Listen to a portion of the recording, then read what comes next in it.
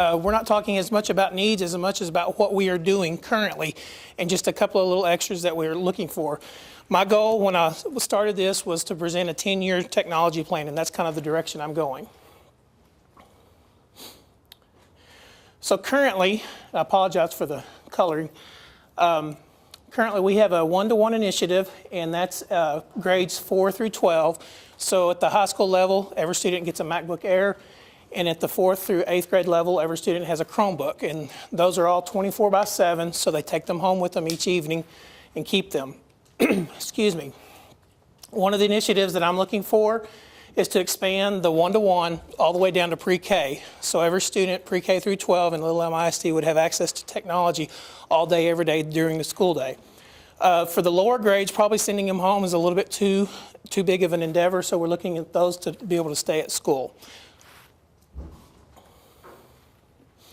Currently, our Chromebooks, which is our 3rd grade through 8th grade students, they're on a 3-year refresh cycle, and I've included some costs estimated on those to refresh those.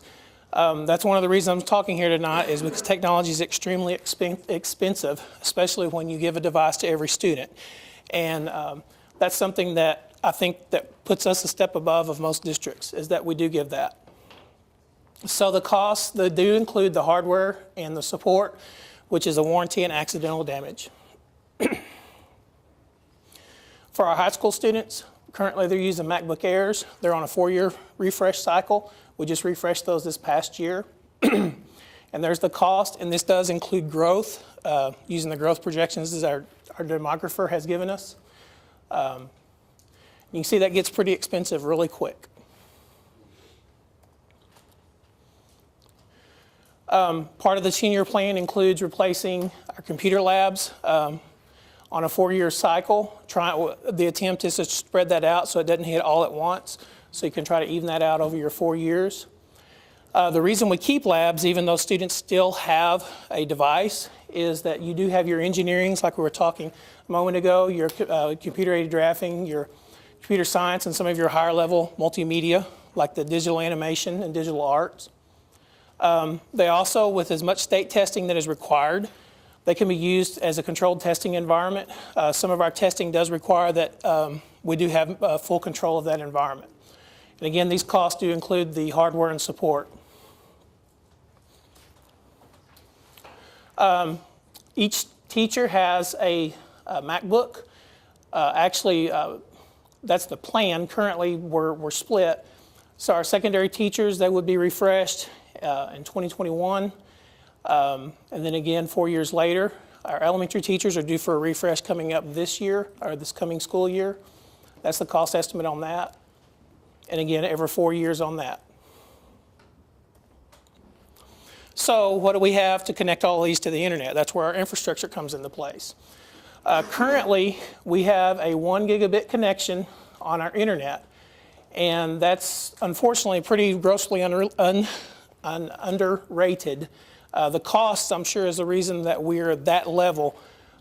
We just signed a contract back in September for this 1 gig connection, so we're going to see that one out. But there are some pretty exciting things happening. Excuse me, my previous job was at Region 11, and they were starting this fiber consortium where they were working on getting 10 gig connections to each district in the region for a very, very reasonable cost. So that's something we're looking forward to.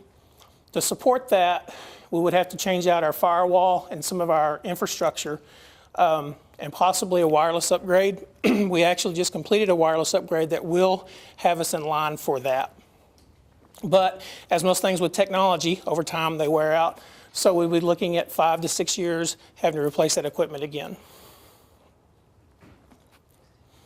And then other refresh cycles, just your normal day-to-day operations, your projectors, your document cameras, printers, and then some of your desktop PCs. So I'm trying to account for all costs, just so nothing hits us out of left field, so that we can account for everything in the overall 10-year plan. And then as well, I'm including operational costs. That includes when you have every student having a device, there is software that we have to purchase to be able to manage those, to help us to manage those with a limited staff.